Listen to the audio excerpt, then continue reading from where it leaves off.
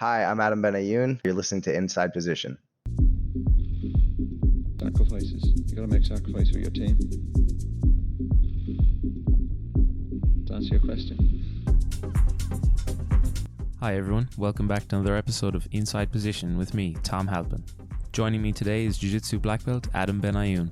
Adam's someone who's been competing at a very high level for a long time, with some big wins in major tournaments, particularly in the lower belt divisions, while he was training at the famed Marcelo Garcia Academy in New York. He also has an interesting journey in how he changed his training environment later in his career as a brown belt, when he changed academies to 50-50 Jiu-Jitsu to start coaching and training alongside Ryan Hall. We had a great chat about the different lessons Adam's learned from both those environments, as well as how he balances competing in both the gi and no gi, and how he keeps up with the many trends that we have these days. As usual, if you enjoy the podcast, make sure you share with your friends and subscribe to avoid missing any future episodes. I hope everyone enjoys the chat, so here we go with another episode of Inside Position with Adam Benayoun. Hi Adam, thanks for coming on the show. You've been in the game a long time. I remember hearing about you, I'd say, when you won Brown Belt Europeans probably 5 or 6 years ago at this stage. Yeah. When did you kind of realize that Jiu-Jitsu was something that you really wanted to pursue? I think I realized it pretty early on. Within the first, I think, few months of training, I started to realize how much I loved jiu-jitsu. And at that point in my life was something that I was pursuing more seriously than anything I'd ever done. But I don't think that you really see that it can be a career until a little bit later. I knew I was interested from the beginning, but I think that it just kind of happened gradually. Like I wound up, I think like most people, I went to college in the beginning, and then I was like, man, I really just want to train. I'm not focused in my classes. I don't want to be paying to go to school and not getting good grades. So I think I made the deal with my parents that I could take a year off if I just got a job. So I got a job at the gym, and then everything just kind of, spiraled from there. Nice. That's actually pretty similar to me, except we don't have the added pressure. Like college is free in Ireland, so it's kind of That's it's easy great. to duck out and jump back in.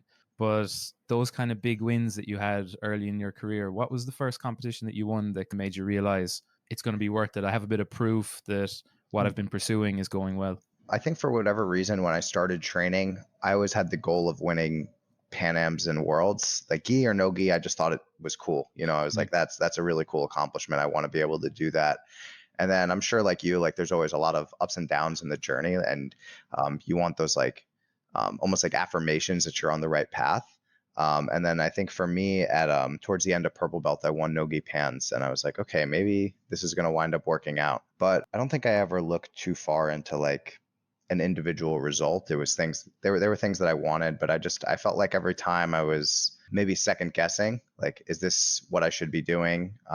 Something that would, like, I would perceive as a sign would happen. Like I would medal at a bigger tournament, or I would have a really good day, or something would happen, or an interaction with someone that showed me like, yeah, you should be doing this. Would it ever add pressure to you getting those big wins? Like early in your career, purple belt, brown belt, it's easy to kind of go in and be the underdog and try and have a good performance and surprise people. But I was Yeah. wondering, did it ever add pressure, or would it be the Um, opposite? Would it give you extra confidence getting those big wins?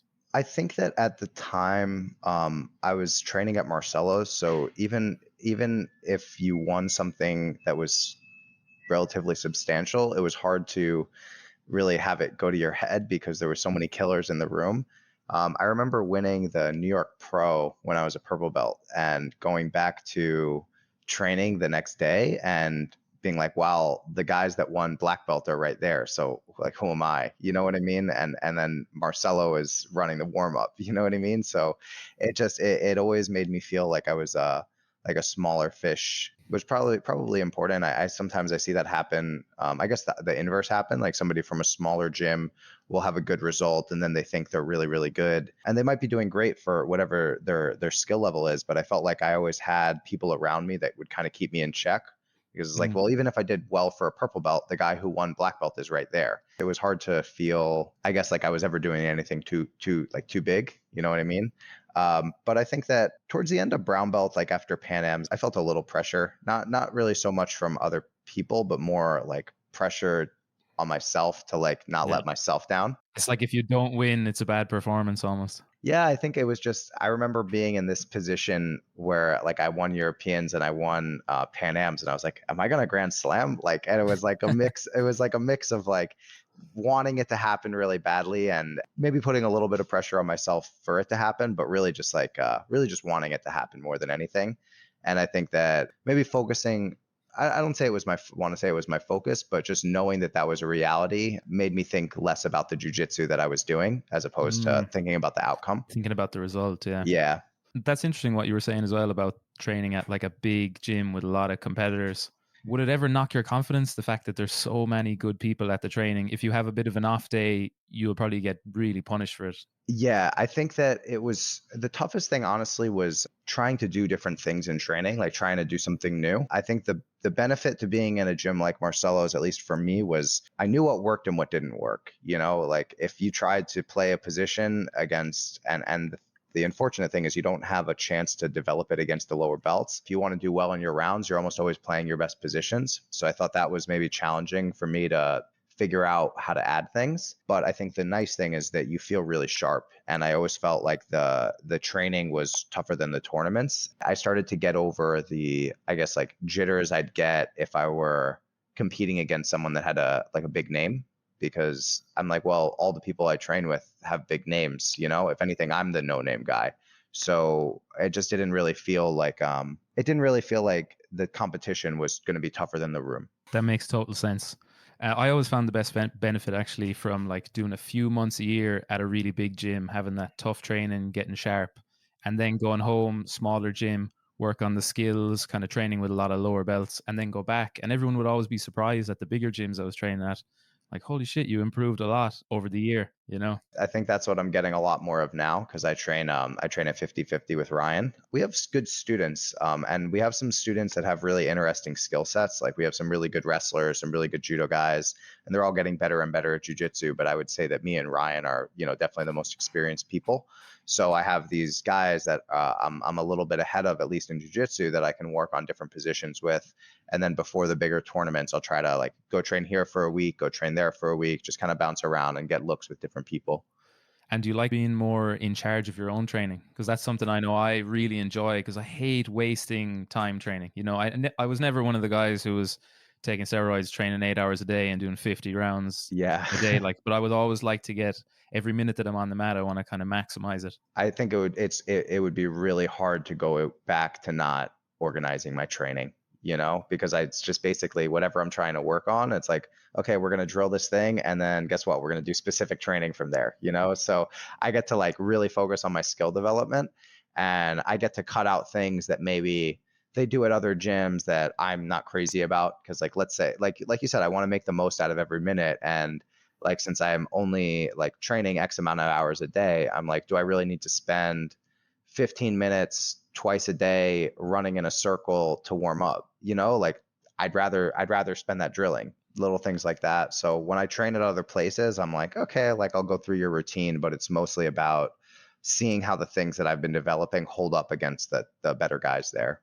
Yeah. And how has the training been at Ryan's? He's definitely someone who's known as being like a big innovator and maybe thinking and doing things differently than other people. What are some of the things that you've kind of changed in maybe your training and your game since you've been there? Yeah, he's definitely, I've never really trained like with anybody like Ryan. I think he's probably, out of everybody that I've trained with, the most proactive about working on his weaknesses. While I feel like at most gyms, people tend to just do what they're good at, and they'll do what I feel like people, when they're developing their skills, obviously they're open to doing new things, but it seems like at a point people are like, all right, I found my game and I'll just keep working on that. What about all these holes that you have, and how do we turn those into strengths? So I feel like that's something that Ryan's done really well. And also just for me, he's given me direction as far as what I should be working on, because sometimes you're like, okay, well, I have these things I'm good at and I have these things that I'm not good at, but maybe I don't know how to fix that. Like if I knew how to not be good at it, I would just fix it, but sometimes if you don't have somebody to kind of guide you towards where you need to be getting better, it can be difficult. And I think at Marcelo's that I had some trouble with that, where, I would try to talk to the people around me that I felt like were mentors, where I'd be like, hey, like, what do you think I should work on? And I would get kind of general answers. And sometimes the answer would be like, well, you understand your game better than I do. Like, I don't play the Berimbolo game, so I don't really know. And I'd be like, well, that doesn't change the fact that you've been training for 20 years. Like it doesn't have to be Berimbolo. It's like, if you think I should work on something, like, tell me, And once you diagnose one of those problems, like let's say, for example, you realize that maybe my guard retention against distance passers is a bit off, how do you go about fixing that? What other guidance would he give you to actually start working on those things? We drill a lot, you know. Oh, yeah. Yeah, we drill a lot, and the way that he drills, I think, is different than most people. Is it more cooperative? Much more cooperative because that's how jujitsu works. I'd say our drilling is much more conversational. Like a lot of the time when I see people drill, it's just like you're like, okay, I'm gonna work on a leg drag from De La Hiva, and you'll have me set De La Hiva and you'll drill your leg drag, and maybe you'll have me turn away at the end and you'll look for the back take. But that's not really what happens. You know what I mean? So Yeah. it's a lot more conversational. We're always setting like frames and defense, and I basically want my drills to be as layered as possible so that I can work through like a conversation. Because like if we start rolling, I mean, it might happen like rarely, but I'm pretty sure like I'm not going to beat you in one move and you're not going to beat me in one move. It's going to be a much longer sequence. So I'm like, well, how long can I extend the sequence when I'm drilling? If it's something I'm familiar with, like I'll probably be able to extend it many moves in. But if it's something I'm less skilled at, I'll like I do a move, you do a move, I do a move, you do a move, and then I'm like, I'm running out of ideas, you know? So that's where we'll try to like figure out like, okay, how do we add pieces here? How do we figure out what we need? And where is this starting to fall apart? So he's been really helpful with that. And then I think also like he thinks about things that maybe I just think they're maybe not considered so much in like jujitsu specifically, like your structure, your alignment, your positioning, like how is your connection with the ground, things like that are probably, I mean, I know they're talked about a lot in like other sports and especially sports that people come up through the school system doing. But in jujitsu, like nobody had really talked to me about like my gait or like my alignment or my posture. Let's say we were video game characters and we had equal skills, the edge would go to the person who had that kind of thing. You know what I mean? Like if we were both like 90 overall and we both had the same cardio and the same agility and the same skills, like who has better posture, who has better structure, who has better alignment, you know what I mean? Yeah. And I feel like to me, those are the things that are kind of hard to teach. You know what I mean? Like the fact that like Mikey can like get into that like little squat and be in like perfect posture and base and alignment. Like I feel like my back is going to blow up if I do that. You know what I mean? So it's like, Yeah. that's like a gift, you know, like how did you like you just your body can do that. So I think like trying to teach myself how to be like more efficient structurally, you know? I've never seen like a video game character whose special move was posture, but it's those little things that make the difference though, isn't it? Especially at black belt where everyone has the moves really, and sometimes it comes more down to Like who has the like the little things. I've never actually met Ryan before, but he's probably the person I've learned the most from, like Oh, in my really? whole career. Yeah, which is funny, like, Wow.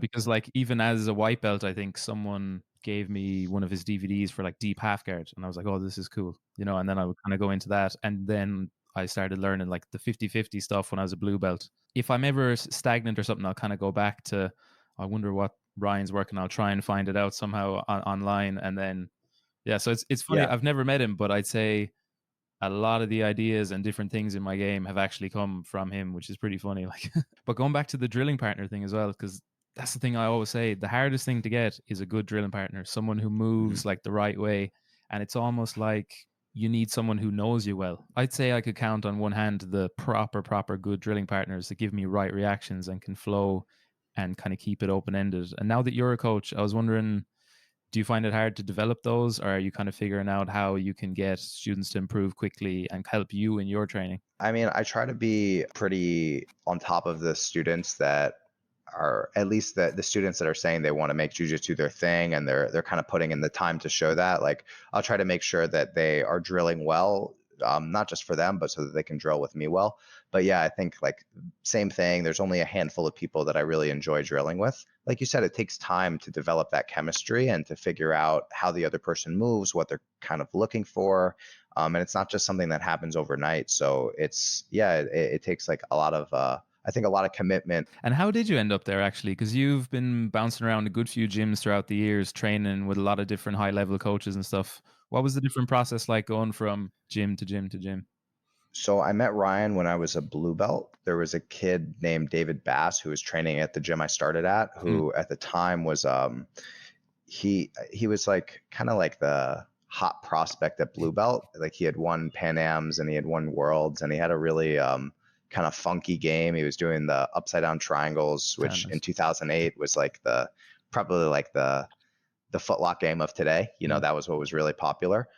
So through him, I met Ryan, and we trained a couple times, and I felt like I picked up a lot from him, and I really enjoyed working with him.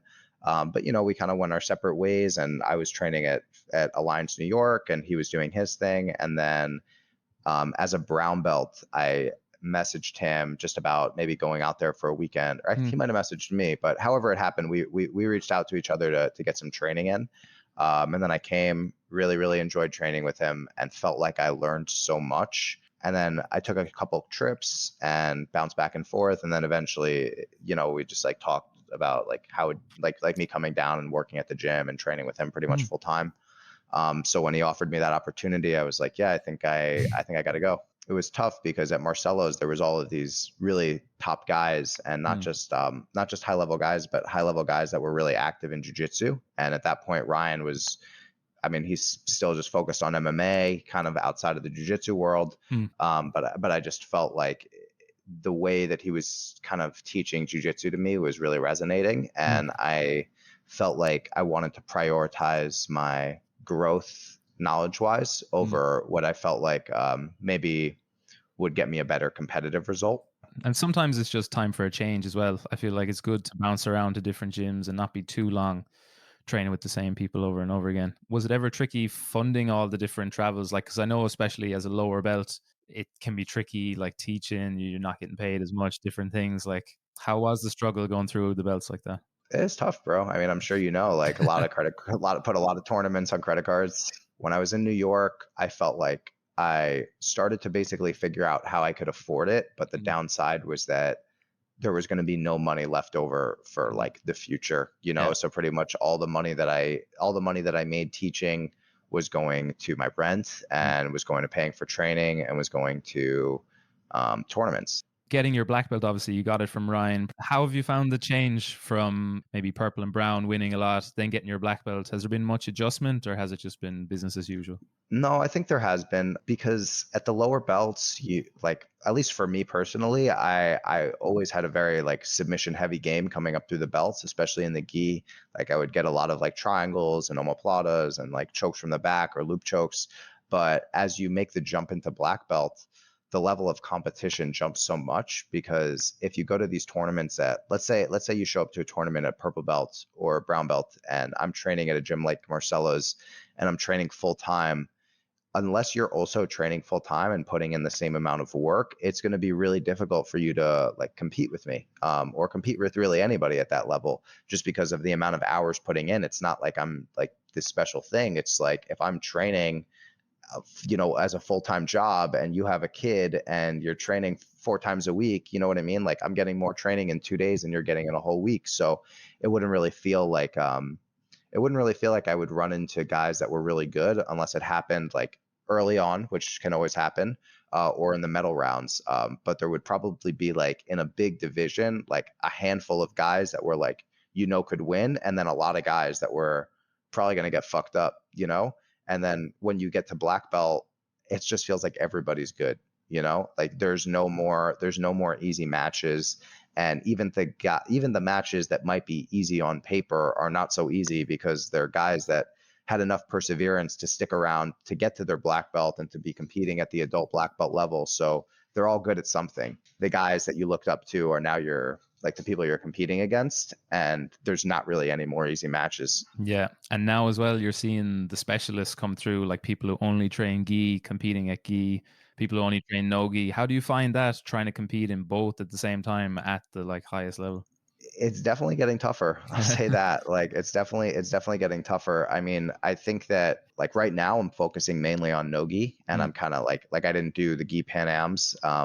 But watching the gi Pan Ams, I was like, why am I not there? I'm watching all the matches. I'm spending my whole Saturday watching matches, like I should just be there. At the same time, I feel like I've been so focused on like Nogi Worlds, the ADCC trials, the things that I think are really, really important to me right now. Yeah.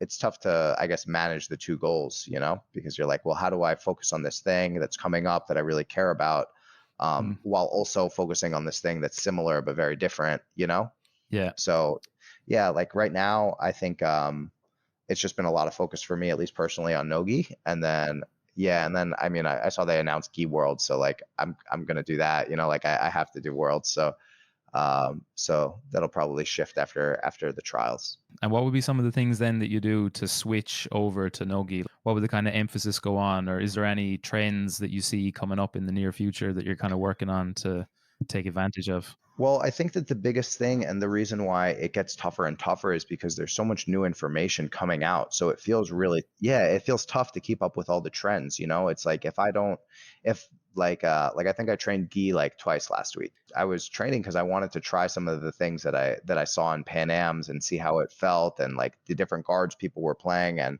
it's like I know that realistically I would need to spend a decent amount of time like drilling these positions and doing specific training from these positions to understand them really deeply. And it's just like, well, how do I spend the time doing that when I'm also trying to develop these things in Nogi? So there's a lot, there's not as much crossover as I think people might expect. I think in the Gi, the biggest thing is like if you're not familiar with some of the different lapel guards, you're going to really struggle, and it feels like every day someone's playing something different. Also some of the like I saw a lot of the like the Aoki lock, the like foot lock that Mikey does and Isaac does. Like I saw that in a bunch of divisions. And like that's another one that I think in the Gi is significantly trickier to deal with versus Nogi, where there's a little bit less friction or a lot less friction. Things get a little bit more slippery. Just the passing, like I feel like it's a lot harder. Like I feel like my guard got good from the Gi, and it's easier to keep your guard together in Nogi when you don't have this fucking insanely strong dude that like good chances on steroids is making like a fucking pant grip, and you're like, well, how do I break this? You know what I mean? And you just like pulled my knee away from my elbow, and like, how do I deal with this? So it's just there's a lot to it. And then with Nogi, I feel like if you don't understand, like deeply understand what's going on with the footlocks, you're gonna be behind. And it also the wrestling is like seems like more and more important every day. How did you feel like the wrestling?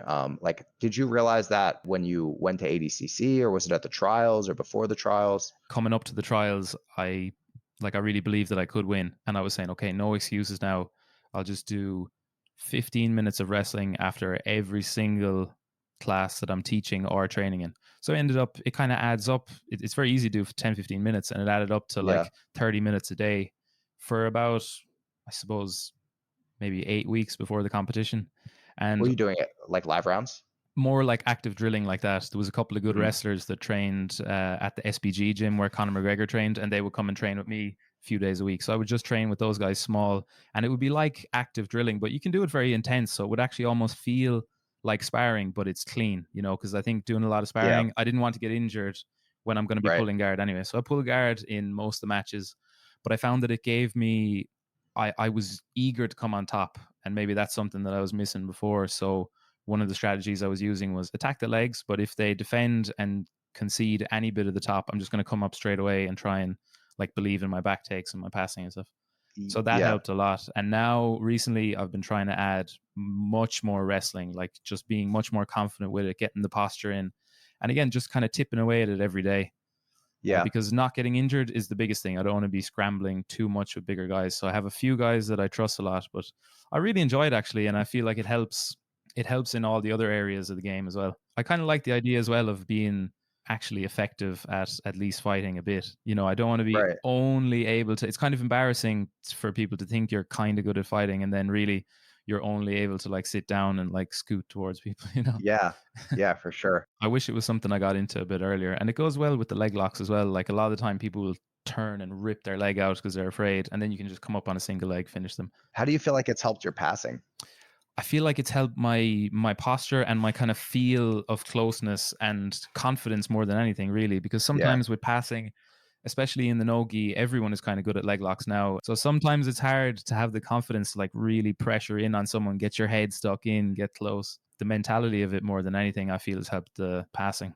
Yeah, I feel like it's gotten me to a point where I think I'm a lot harder to sweep too. That's the thing. Because it's like if they have to wrestle you down at the end of the sweeps, I felt like when I was a blue belt, I had I think it's honestly, at least for me, like probably like towards the end of brown belt and black belt that I started to feel like more comfortable passing, and almost having that like sense of pride with your base on top. Because like for me, when I was a blue belt, like I was gonna fight you really hard to not let you pass my guard, but like a gust of wind and I would fall over from top, you know. Exactly. So now it's like I'll try to like stay up a little bit more, because I'm like, well, I've been working on my wrestling so much, like why should you just get to score on me, you know? No, I definitely went through the exact same thing, and especially in competition when you're a bit more nervous than usual, like you Yeah. just the legs would give out. Kind of sad, really, that you can, with a couple of little wrestling moves like that, you can shut down a lot of the jiu-jitsu game. It's nuts, right? We got some guys that at our gym that were like really high level wrestlers in college, and I'll roll with them and just like, this is bullshit, you know, that like you can just come up on a single and be like really, really frustrating to deal with like a year of jiu-jitsu, you know? Yeah. But the thing is grappling is grappling. And like, if you have 15 years of grappling experience, you're going to feel different. Even if you don't have a black belt, when you start to grab this person and touch them, you're going to be like, man, they know what they're doing, and they might not know exactly what I'm doing, but they have just a different kinesthetic awareness for their body and space and posture and balance and all these things, you know? Getting older in the sport, how do you change like your game and your training to adapt to that? I'm not saying you're old. I think that for me, it's just like, it's a big help that I get to design the training for myself. And I'm not just in this room where I'm rolling with like world-class guys that are significantly bigger than me all the time. So that's huge. And I think just being smart with my body, being smart with the way that I'm training, and also just, I think that a majority of my time training is spent on skill development, so there's less intensity behind it. But you know, when you start shifting into like, okay, I'm getting ready to compete, the rounds become a little bit, like definitely tougher, like more intense. I'm trying to push the pace more, and I think that takes more of a toll on me physically and mentally. So it's just making sure that I'm aware of when I'm doing stuff like that, and like I'm not just doing it to do it. I'm doing it for a reason. And then I think I've taken like better care of my body. Like we're all going to this place called Exos together, which is like it's like a strength and conditioning place, but it's really more focused on like keeping your body healthy and working on different things that are giving you trouble. I wish I paid more attention to that when I was younger, but you know, Yeah. you learn with time. But little things like that, like, okay, I have way better understanding of my body's alignment and my body's structure and things like this. So, you know, it's not that like anybody can get hurt, but I'd say that when I'm more aware of like, if my foot is out of alignment with my knee and my hip, then I'm like, okay, well, if I put myself in those positions less, I'm less likely to be hurt, because most of the time that's what happens. Like you put yourself in a weird spot, and then pressure, you were met with some sort of pressure, and then you got hurt, you know, unless it's like a freak accident, but I can't plan for that, you know? Thanks for coming on the show, Adam. Really appreciate it. Best of luck with everything coming up. Thanks so much for having me, man. And we got to get you down here. Sure, it'd be great man. to train. Yeah, looking forward to it. Big thanks to Adam for coming on the show. I really enjoyed hearing about his experience in going from training at a very big academy to training at a much smaller one, and the pros and cons that came with that, as well as some of the things that actually ended up helping his jiu-jitsu in the long run. It was also cool to hear how it's been training under legends like Marcelo Garcia and Ryan Hall, and some of the things that they do differently and the different lessons that you could take away from training with them. We'll be back next week for another episode of Inside Position. There's some really big guests coming up, so I'd really encourage everyone to share the podcast with your friends if you enjoy it. So until next time, slán agus beannacht.